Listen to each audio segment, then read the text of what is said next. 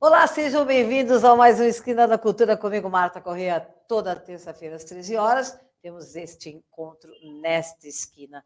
Estacione aqui na BCC TV, bcctelevision.com.br. Acesse nossa programação, esteja conosco. Sejam bem-vindos hoje.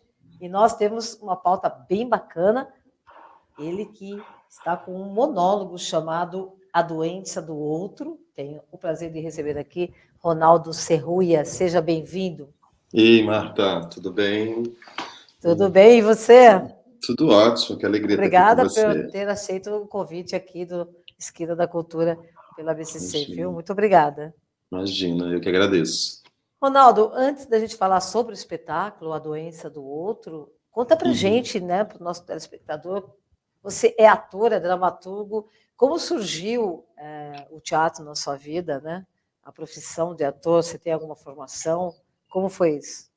Olha, o teatro surgiu na minha vida faz mais de 30 anos. Eu sou ator de formação, né? Dramaturgo também. O dramaturgo ele veio um pouco a reboque, né? Desse ser ator, vamos dizer assim. Né? Eu comecei atuando mesmo. A minha formação eu fiz no Rio de Janeiro, né? Eu moro em São Paulo há 20 anos. E aí, desde que eu tô aqui em São... Você é do Rio?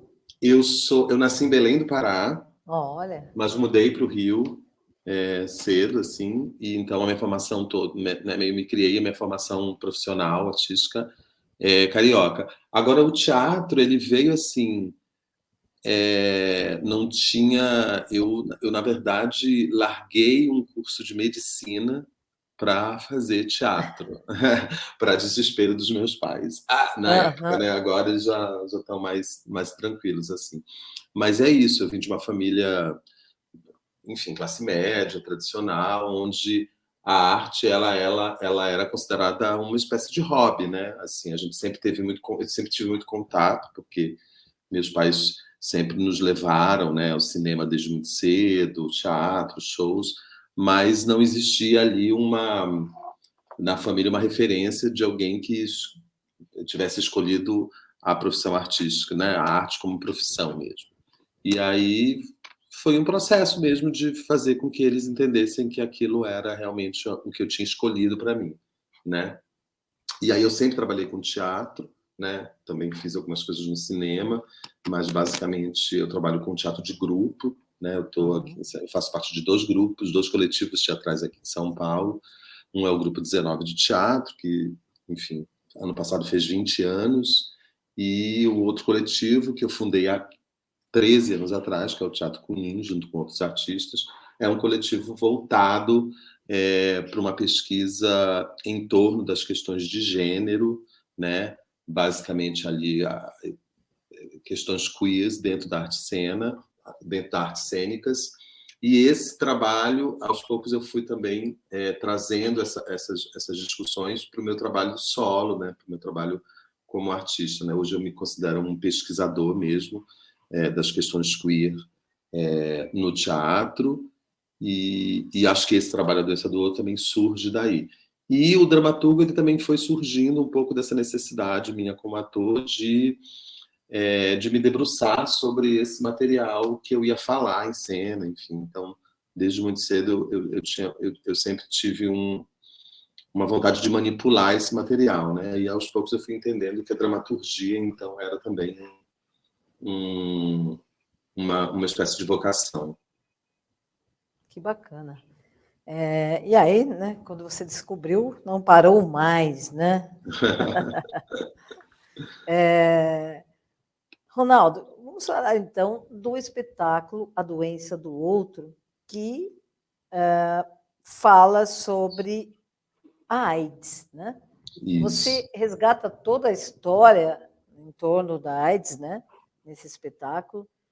E me parece que também você descobriu o vírus, né?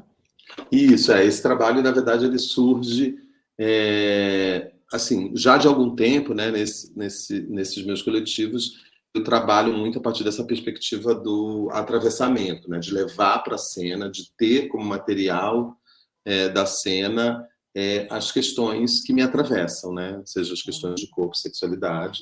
E em 2014 eu descobri, né, um diagnóstico positivo para HIV, e aí eu entendi logo depois que eu, em algum momento, iria trazer essa questão para o trabalho, porque, na verdade, ela é uma questão que diz respeito muito mais a uma ideia de doença social do que, enfim, uma questão de medicina ou de saúde, né? Não, então, na verdade, a peça fala, né, e eu sempre quis falar sobre a ideia do estigma social que ainda ronda os corpos, né, das pessoas vivendo com HIV, mesmo a gente já tendo aí uma história, né, da epidemia da AIDS de mais de 40 anos, né? É uma história longa, né, que dura no tempo, mas a gente não conseguiu, e que se resolveu sobre vários aspectos, né, a ciência,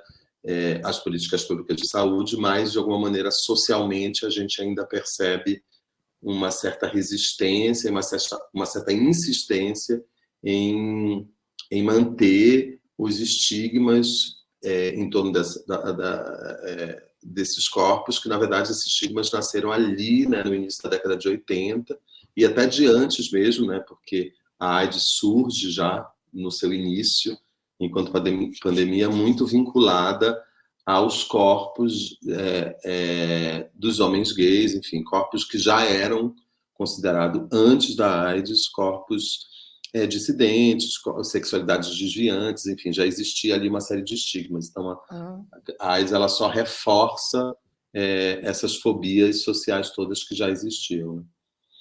Né? Inclusive, nesse momento, né, quando ela surge, você disse que houve muitas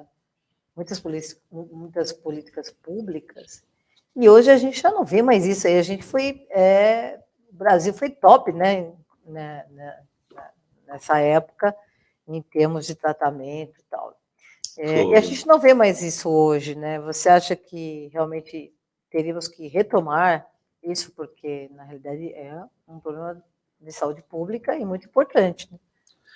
Eu, na verdade, eu acho assim, essa perspectiva da estigmatização dos corpos, ela nunca mudou, né? O que a gente viu nesses 40 anos foi um avanço científico muito grande, né? A ciência trabalhando, mas a ciência, ela não trabalha, a preocupação da ciência não é uma preocupação social, né? É uma preocupação prática ali de lidar com questões de causa e consequência e descobrir, do ponto de vista científico, né, que tem a ver com a maneira como a doença se desenvolve, como, né, atuar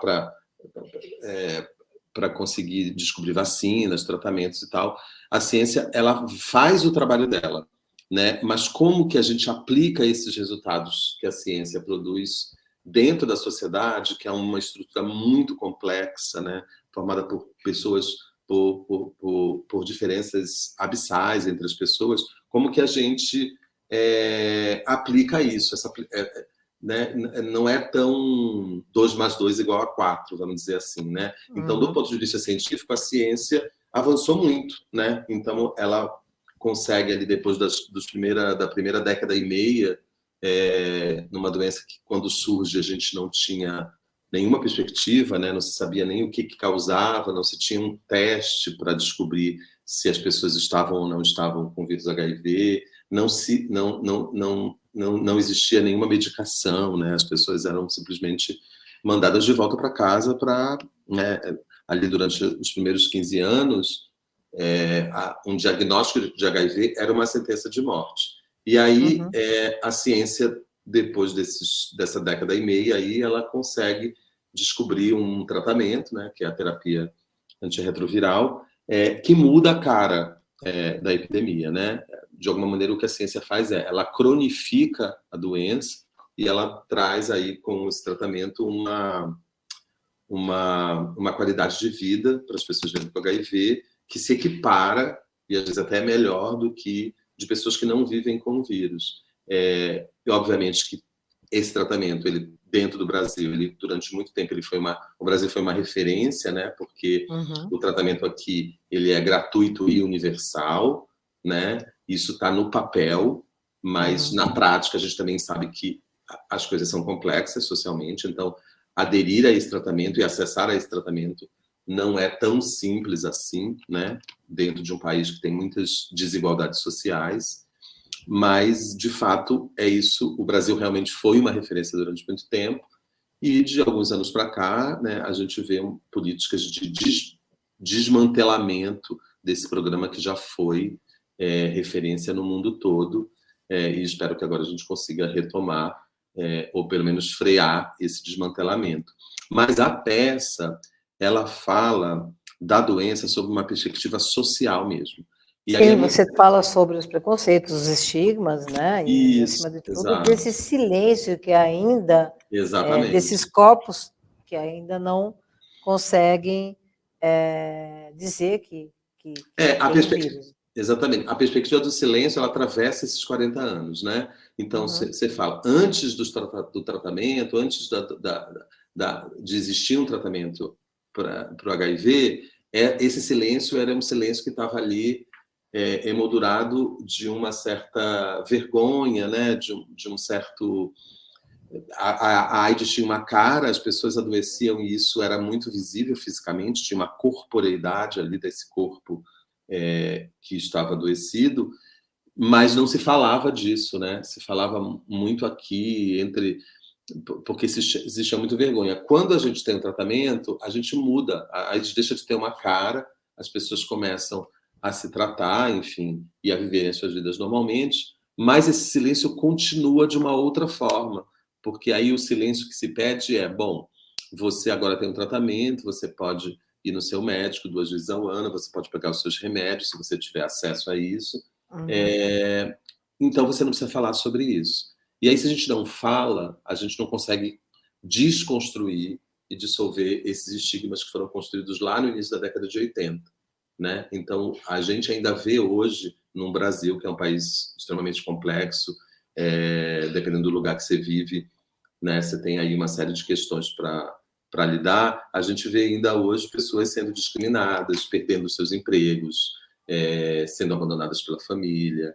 E esse silêncio e tudo isso, enquanto a gente não resolve isso, a gente ainda vai ter como consequência disso tudo uma certa recusa de um sem número de pessoas de se testarem, de entrarem em contato com seu estado sorológico e, portanto, se cuidarem e estarem bem com a sua saúde. Ou seja, esse silêncio, esses estigmas sociais, eles são os responsáveis hoje por a gente ainda ter 11 mil mortes causadas pela AIDS por ano no Brasil.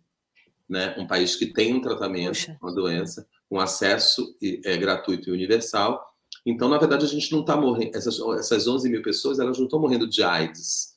Né? Elas estão morrendo de uma outra coisa. Elas estão morrendo de uma recusa da gente se rever socialmente, né? e dissolver essas fobias todas em torno dos corpos dissidentes, vamos dizer assim. Entendi. Vamos ver umas fotos do espetáculo, aí você comenta. Vamos ver? Nossa, vamos sim. Vamos lá, produção. Aí. Então, a cenografia de quem? A cenografia é do Yves Ávila e do Maurício Bispo, que são 2 diretores de arte. Na verdade, a peça é uma peça palestra, né? Então a ideia é que ela vai se estabelecendo como uma conversa. Eu vou trabalhando alguns conceitos de outros lugares para introduzir essa perspectiva da doença como uma construção social e de onde surgem todos esses preconceitos, essas imagens. E aí a gente trabalha com videografismo, né? Com a coisa da projeção, do videomapping.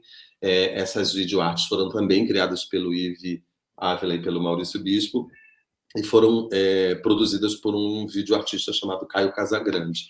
E aí a gente tem aí umas plataformas de projeção durante a peça. Isso, tá vendo? Legal. Então, a gente trabalha ali com os elementos considerados típicos da ideia de palestra, né? A mesa, a cadeira, um microfone, e isso aos poucos, essa palestra vai aos poucos se teatralizando, assim, é uma palestra performativa, né? Então ela vai ganhando aí essas camadas teatrais, e aí no final a gente já está a palestra vira uma grande festa, na verdade, uma grande celebração da vida, porque isso é importante. A gente precisa falar do HIV hoje, em 2022, a partir de uma perspectiva de vida mesmo, né? Essa peça, de alguma maneira, é uma tentativa de tornar vivo também todos esses corpos que morreram no passado, para que a gente pudesse hoje estar aqui, né? Vivos. Vamos para a próxima? São essas, produção? Olha que bacana isso. Aí você está falando do silêncio, né?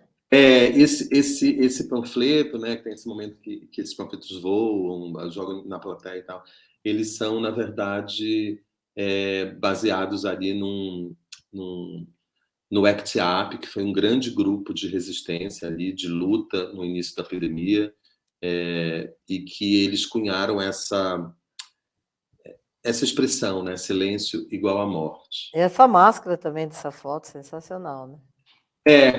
Porque, assim, a gente estreou essa peça no final de 2021, né? Então, eu ganhei um prêmio, né, com essa dramaturgia para poder montar essa peça. É um edital de dramaturgia que existe na cidade de São Paulo, que é do Centro Cultural São Paulo. E aí, na verdade, ter estreado à luz da Covid, né? Quer dizer, dentro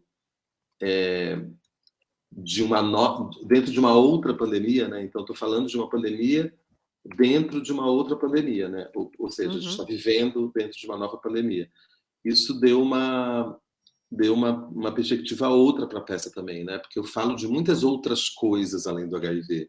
Eu falo sobre essa ideia de imunidade, eu falo sobre a ideia de vírus, né? Qual é a nossa relação socialmente com esse ser minúsculo que ninguém vê, mas que é né? E que a gente meio que confunde o vírus com quem hospeda o vírus, né? Como a gente não vê o vírus, enfim. Então a peça acabou ganhando outras camadas também por conta da Covid. E aí fica interessante, né? Porque eu estou falando de doença, estou falando sobre construção social de doença, e a gente percebe com a Covid que a gente ainda continua lidando com a ideia de doença de uma maneira muito equivocada, né? Que a gente ainda perpetua os mesmos erros, né, em torno dessa ideia de como a sociedade lida com a ideia de doença e com esse corpo adoecido, esse corpo que carrega o vetor da doença, enfim, que não é a doença, né? O corpo não é a doença. Eu vou chamar um comercial rapidinho, já volto com você, Ronaldo, e com você que está com a gente hoje no Esquina da Cultura. Só um minutinho, a gente já volta.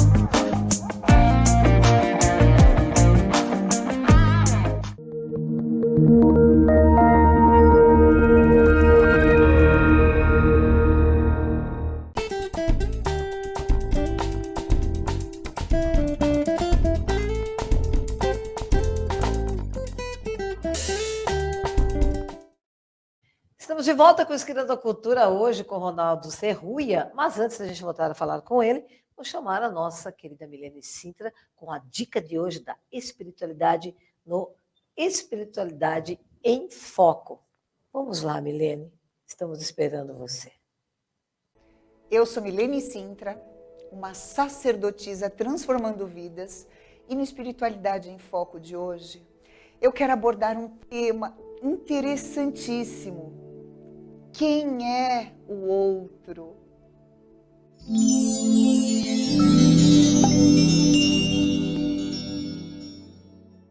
Você já parou para se perguntar quais são as tuas doenças, as tuas neuroses, os teus desequilíbrios, para entender a partir de você quem é o outro? Você já se perguntou quem é esse outro que entra na tua vida, que cria emoções e se relaciona com você? Quem é este outro que te confronta? Quem é o outro tão diferente de você? No momento em que você começa a se conhecer, você começa a perceber as tuas resistências, as tuas necessidades, as tuas opções. A partir de você, você passa a julgar o outro. Qual é o poder do ser humano para julgar o outro? Este outro ser humano com as tuas dores, com os teus amores, com as suas angústias. Olha a fragilidade. Nós somos frágeis, mas nós condenamos o outro para nos sentirmos fortes. Então, hoje, nesse tema tão interessante sobre a doença do outro, eu quero pedir para você avaliar quem você é. O que no outro tanto te incomoda? E se manter este incômodo faz sentido? O que mudaria na tua vida se você conseguisse perceber o outro só pelo prisma do amor, só pela compaixão, partindo do princípio que o outro carrega o seu fardo e você carrega o teu? Então, cada um no seu caminho, na sua dor e no seu processo, se respeitando, criando empatia, tendo compaixão e jorrando amor, seria perfeito. E será que nós estamos prontos para fazer isso? O caminho espiritual será sempre um processo para que você trabalhe o amor próprio e a partir do amor próprio você consegue amar esse outro. A minha pergunta é, em que lugar você está? E quem é o outro para você? Será que esse outro poderia receber também o teu amor? Fica a dica.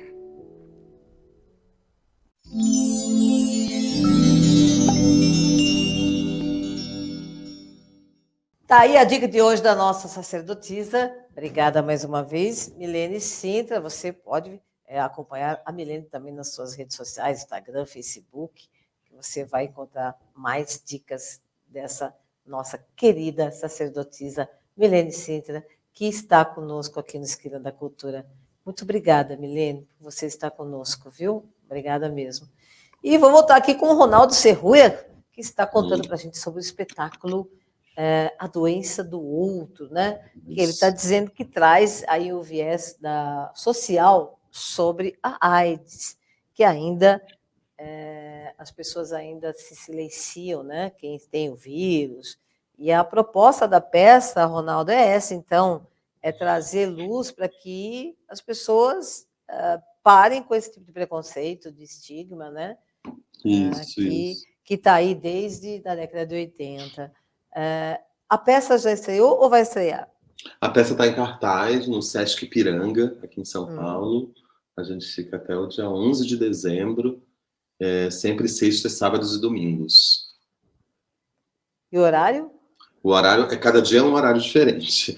Sexta-feira é às 21h30, sábado é às 19h30 e domingo é às 18h30. É uma sala de teatro, é um projeto que o Sesc Ipiranga tem chamado Teatro Mínimo, que ocupa uma sala alternativa ali do Sesc Ipiranga, que é um espaço, para quem não conhece, vale a pena, porque é um espaço lindo, o Sesc, tem um jardim incrível, fica ali do ladinho do Museu da Independência, que agora foi reformado, né? Então dá para já você passear pelo jardim, já entrar no Sesc, ver a peça. E é um teatro bem íntimo, então isso ajuda muito a peça. A peça fica muito interessante, ficou muito interessante nesse espaço, porque a peça é, antes de tudo mesmo, uma conversa com essa plateia, né? A ideia de peça-palestra, a ideia de conversa. Então as pessoas que assistem, elas estão meio que junto comigo ali, dentro nessa conversa. E qual a reação das pessoas, né, quando você traz à luz todo esse estigma, todo esse preconceito ainda?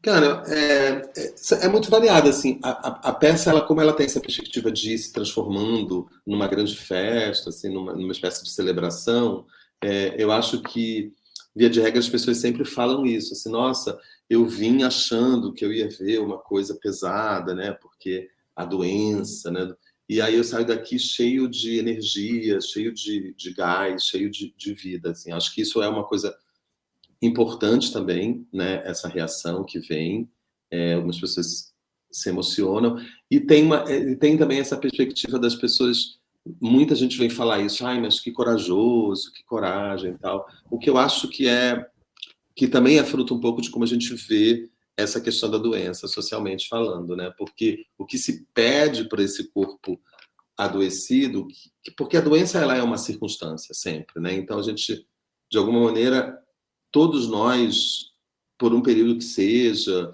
vai acabar lidando com essa, vamos dizer assim, com essa cidadania outra, né, que é a cidadania que ganha o corpo adoecido. E aí o que se pede para esse corpo é sempre o silêncio, né? É sempre que assim, não, mas ai, tá doente. A ideia da doença sempre é uma ideia de afastamento do social, né? A cura sempre é a ideia de não, afastado para poder se curar, tá isolado, né? Para além das questões que envolvem especificamente determinadas doenças que sim exigem preciso desse isolamento, mas eu estou falando que socialmente falando se pede esse afastamento. E aí as pessoas se assustam mesmo com a ideia de alguém que está falando ali, assumindo uma perspectiva, uma questão, dizendo com todas as letras sobre aquilo que o atravessa. Mas eu não acho que seja coragem, não. Eu acho que, na verdade, é uma coisa que eu sempre penso que essa peça ela é uma tentativa. A gente tem uma lei, né, no Brasil que garante o sigilo ao status sorológico, né? Ou seja, é crime revelar o status sorológico de uma pessoa, dizer que uma pessoa vive com HIV, expor, enfim. Mas a gente precisa pensar que essa lei existe porque a sociedade é doente, né? A gente tem estruturas muito doentias na sociedade, né? Então a gente precisa Seria criar... bom que ela não existisse. Exatamente. Seria bom a gente pensar que o ideal é a gente curar a sociedade para que leis como essa não façam o menor sentido. Porque se ela existe, é porque existe uma coisa que, quando alguém revela o seu status, essa pessoa perde tanto que se foi preciso criar uma lei que a protegesse, né? E a gente deveria ver na sociedade que quando alguém diz, olha, eu vivo com HIV, é como não provocar grande espanto, assim, né? E como é para você, o Ronaldo, o ser humano, estar ali no palco falando sobre uma doença com todo esse estigma, com todo esse preconceito, e ainda que você se trata, né, tem o vírus. Como que é para o Ronaldo isso?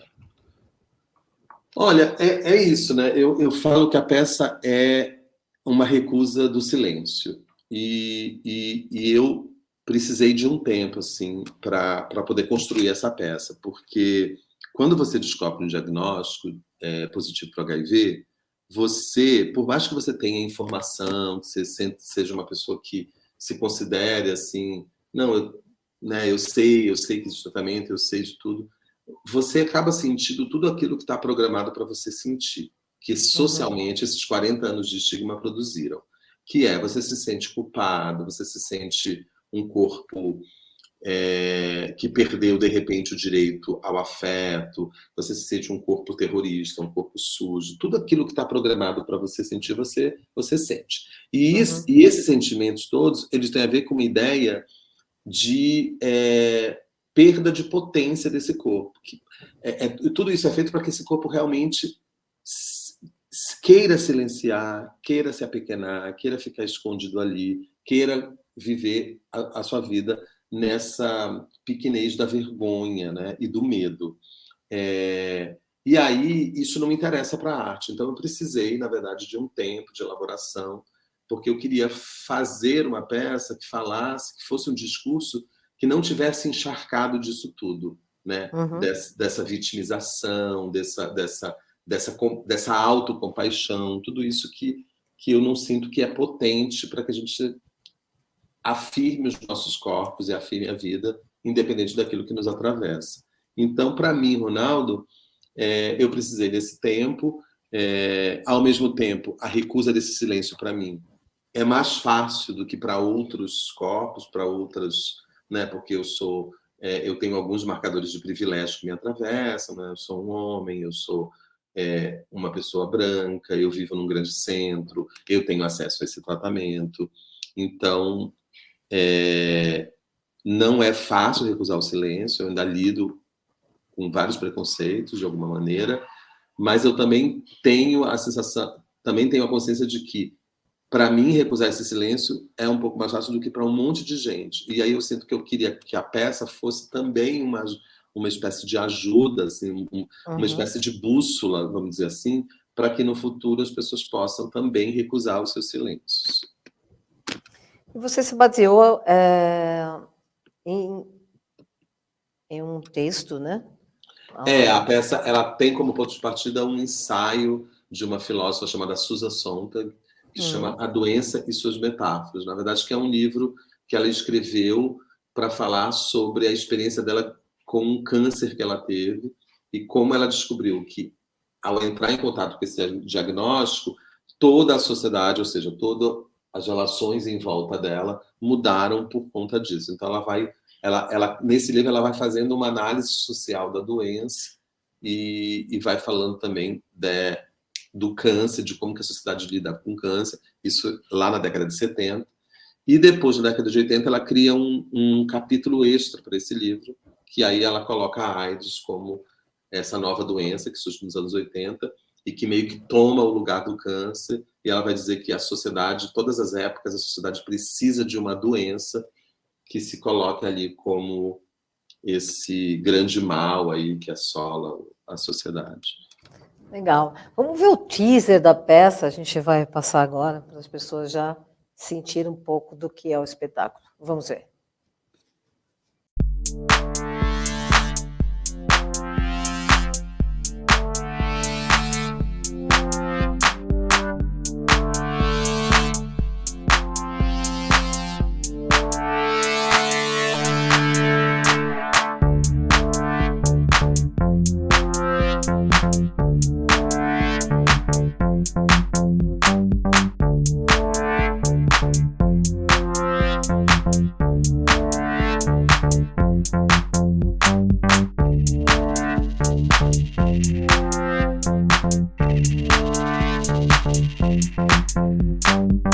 Daí o teaser da peça A Doença do Outro, né? Onde Ronaldo Serruia, esse Arthur, dramaturgo, e, claro, traz a própria experiência dele com a doença, né? Com HIV, mas de uma maneira aí que, como ele disse, as pessoas, né, Ronaldo, saem leves da peça, né? Que o assunto é um assunto, foi uma doença muito que pesou muito na década de 80, né? Enfim, e você traz isso de uma outra forma e disse para nós que a reação do público é muito interessante e que a pessoa sai mais leve de lá da peça.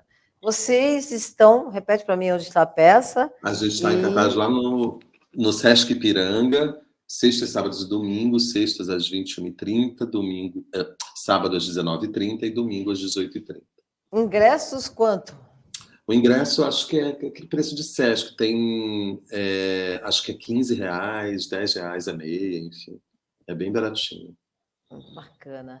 E a gente está encerrando o programa, eu quero te parabenizar pelo seu trabalho e Obrigado. Pela sua iniciativa, né, de sair do armário, vamos dizer assim, referente ao HIV, positivos hoje do HIV. Enfim, parabéns pelo seu trabalho. Acho que é um ato de, não sei se é coragem, mas é um ato que, de fato, a gente precisava que alguém falasse disso de uma outra forma e sem nenhum preconceito, sem nenhum estigma, que possa fazer as pessoas entenderem que isso só atrasa a nossa vida. E ainda por cima tem uma lei, né? Que bom que se a gente não tivesse leis, algumas leis para algumas coisas, né?